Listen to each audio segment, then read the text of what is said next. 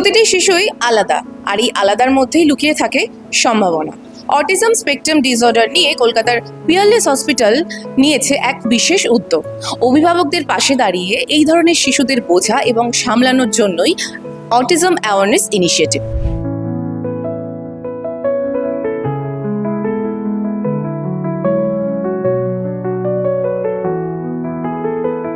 আমার সঙ্গে রয়েছেন ন্যাশনাল ট্রাস্টের বোর্ড মেম্বার ও স্পেশাল এডুকেটর চৈতালি গামী।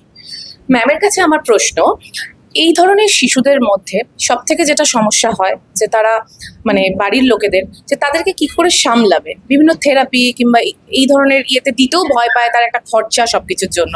তো এখন কিছু কি স্পেশাল স্কিম রয়েছে যেটাতে তারা এই সুবিধাগুলো পেতে পারে? এক্সপার্ট 2016 অ্যাক্ট, এখন যেহেতু এটাই নতুন অ্যাক্ট আমাদের, আমি এটা নিয়েই বলবো। এবং ন্যাশনাল ট্রাস্ট অ্যাক্ট আছে, যেটা অটিজম, সেরেব্রাল পলসি, ইন্টেলেকচুয়াল ডিসেবিলিটি এবং মাল্টিপল ডিসেবিলিটিকে ক্যাটার করে।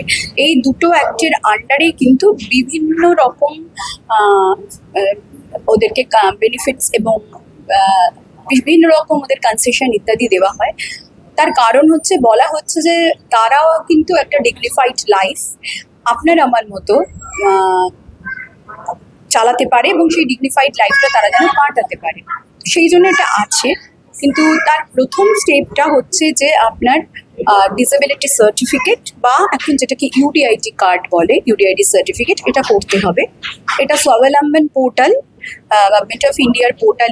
এই পোর্টালে গিয়ে আপনাকে অ্যাপ্লাই করতে হয়। অ্যাপ্লাই করার পরে আপনার যে হসপিটাল কাছাকাছি সেখানে আপনাকে ডাকবে। সেই হসপিটালে গিয়ে বাকি প্রসিডিওর করার পরে আপনি ওই কার্ডটা পাবেন। ওই কার্ডটা যদি থাকে, তারপরে আপনি অনেকগুলোই বেনিফিটস আছে, অনেকগুলোই, যাতে তাদেরকে আমরা মেইন স্ট্রিমে রাখতে পারি তার জন্য অনেকগুলো কিছু দেওয়া আছে, যাতে সেটা তারা এভেল করতে পারে এবং সেটা এভেল করে তারা যাতে মোটামুটি মূল স্রোতের মধ্যে থাকতে পারে। কি ধরনের সুবিধাগুলো পায় যদি একটু বলেন? যেমন ধরুন, যে কোনো রকম ডিসেবিলিটি হোক না কেন, কোনো স্কুল তাকে না বলতে পারবে না, প্রথম কথা এইটা। দ্বিতীয় কথা, সেখানে একটা 5% তাদের জন্য কিন্তু সিট রিজার্ভ করা আছে। তারপর ধরুন, যারা পরীক্ষা দিচ্ছে তাদের পড়াশোনা যদি কোনো অসুবিধে থাকে, লিখতে অসুবিধে থাকে, তারা স্ক্রাইব পাবে, রিডার পাবে। এবং তারা যেটা হচ্ছে যে এক্সট্রা টাইম পাবে, ধরুন 1 ঘন্টার পরীক্ষায় 30 মিনিট করে এক্সট্রা টাইম, 20 মিনিট করে এক্সট্রা টাইম, এটাগুলো পাবে। পরবর্তীকালে যদি তারা ইউপিএসসি পরীক্ষা দিতে চায়, সেখানেও তারা এক্সট্রা টাইম এবং রিডার রাইটার পেতে পারে, স্ক্রাইব পেতে পারে। তো প্রতিটি ক্ষেত্রেই কিন্তু এরকম সুবিধে আছে। এমপ্লয়মেন্টের ক্ষেত্রে সবাই মিলিয়ে 4% রয়েছে, এবং 1% কিন্তু এই যে ক্যাটেগরিটা intellectual developmental disability, intellectual disability, autism, SLD, এদের 3টে ক্যাটেগরি মিলিয়ে যে তাদের জন্য কিন্তু 1% চাকরিতে, গভর্নমেন্ট সার্ভিসে কিন্তু রিজার্ভেশন আছে। তো এবং আরও নানা রকম, ধরুন তাদের জন্য মেডিক্লেম আগে ছিল না, সেই মেডিক্লেম ফ্যাসিলিটিসটা এখন পাওয়া যায়। নিরাময়া বলে একটি মেডিক্লেম রয়েছে, যেটা ন্যাশনাল ট্রাস্টের আওতায়, সেটা পাওয়া যায়। এবং ধরুন পরবর্তীকালে যদি তাদের বাবা মায়েদের ক্ষেত্রে যেটা হচ্ছে যে 18 বছরের পরে আইনের চোখে আমাদের সব ছেলেমেয়েরাই কিন্তু অ্যাডাল্ট। তো আমাদের যদি অনেক ছেলেমেয়েরই হয়তো পরবর্তীকালে হয়তো ডিসিশনের ক্ষেত্রে বা কোনো একটা জায়গায় হয়তো তাদের একটা সাপোর্ট লাগতে পারে, সেই সাপোর্টের জন্য লিগাল গার্ডিয়ানশিপ, সেটার জন্যে ন্যাশনাল ট্রাস্টে অ্যাপ্লাই করতে হবে। এবং 18 বছরের পরে বায়োলজিক্যাল পেরেন্টকেও কিন্তু লিগাল গার্ডিয়ানশিপ নিতে হবে। এবং তার পরবর্তীকালে বায়োলজিক্যাল প্যারেন্টের পরে তার কোর্স ব্লাড রিলেশন বা সেখানেও নানা রকম ডেফিনেশন করা আছে, তারা সেখানে লিগ্যাল গার্ডিয়ান হতে পারবেন। এবং তার সঙ্গে মিলে একসাথে তার জীবনযাপনটা যাতে সহজ হয়, তাকে যাতে সাপোর্ট করে তাকে মূল স্রোতে রাখা যায়, সেই জায়গাগুলো তো আছে। কোনো ফাইন্যান্সিয়ালি সাপোর্ট পাওয়ার জন্য কোনো ব্যবস্থা আছে এরকম ট্রাস্টে?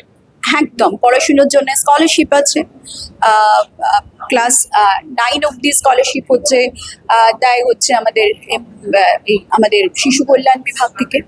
9-এর পর থেকে দেয় হচ্ছে মার্কস এডুকেশন থেকে। স্কলারশিপ আছেন বিভিন্ন, এমনকি এই স্কলারশিপটা পিএইচডি ডক্টরেট করার অবধিও কিন্তু এই স্কলারশিপটা পাওয়া যায়। এবং তাতে হ্যাঁ অবশ্যই কিছু কিছু ক্রাইটেরিয়া আছে, সেই ক্রাইটেরিয়াগুলোর জন্য তারা পায়। এবং একদম আগে যেটা ছিল মানবিক পেনশন, সেটা তারা পান, 1000 টাকা করে মাসে পান। এবং তার জন্য আগে পেরেন্টদের ইনকামটা একটা বার ছিল, কিন্তু এখন সেটাও নেই, কোনো ইনকাম বার নেই, যে কেউ মানবিক পেনশন পেতে পারেন। তো এই সুবিধাগুলো আছে, প্লাস ইকোনমিক অ্যাসিস্ট্যান্স দেওয়ার ব্যবস্থা আছে। এখন সেটাকে ন্যাশনাল দিব্যাং ফাইন্যান্স কর্পোরেশন বলা হয়। সেখান থেকে তারা লো রেটে লোন নিয়ে নিজেদের বিজনেস শুরু করতে পারেন। In fact government of West Bengal একটা 10,000 টাকা করে সিড মানি দেয়, সেখানে যদি তারা কোনো বিজনেস করতে পারে সেটার জন্য দেওয়া হয়। তো অনেকগুলো সুবিধাই আছে, কিন্তু প্রতিটি সুবিধার জন্যই যেটা মূল দরকার সেটা হচ্ছে যে ইউডিআইডি কার্ড বা ইউডিআইডি সার্টিফিকেটের দরকার। তাছাড়া রেলে তারা কনসেশন রেটে যাতায়াত করতে পারেন একজন এসকর্ট নিয়ে। এরকম নানা রকম সুবিধাই কিন্তু আছে, কিন্তু মূল যেটা হচ্ছে যে আগে ইউডিআইডি কার্ড বা disability certificate is very important. এই কার্ডটা কোন বয়সে করাবে বাবা মারা? এখন তো একদম ছোট থেকেই করানো যায়, কোনো বয়সের ব্যাপার নেই, আপনি অ্যাপ্লাই করতে পারেন। এবং প্রথমে আপনাকে একটা টেম্পোরারি কার্ড দেওয়া হবে, এবং তার প্রতিটা ডিসেবিলিটির জন্য বিভিন্ন নিয়ম আছে যে কত বছর বাদে তার রিনিউয়াল লাগবে, সেটা ওই মেডিকেল বোর্ড ডিসাইড করে আপনাকে রিনিউয়ালের ডেটটা বলে দেবে, সেই সময় আবার রিনিউয়াল করতে হবে।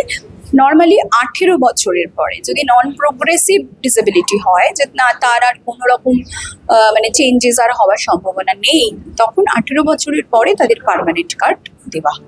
আচরণগত সমস্যা, কথা বলতে অসুবিধা এবং সামাজিক যোগাযোগের ভিন্নতাই অটিজম শিশুদের লক্ষণ।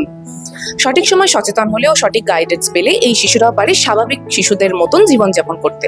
আজকের এই আলোচনায় বিশেষজ্ঞরা জানালেন বিশেষ থেরাপি, গার্জিয়ানশিপ ও অন্যান্য কেয়ারের কথা। অটিজম কোনো সীমাবদ্ধতা নয়, বরং পৃথিবীকে অন্যভাবে দেখার সুযোগ। সচেতন হন, এই ধরনের শিশুদের পাশে থাকুন, তাহলেই এদের পৃথিবী খুব সুন্দর। দ্য ওয়াল আরোগ্য।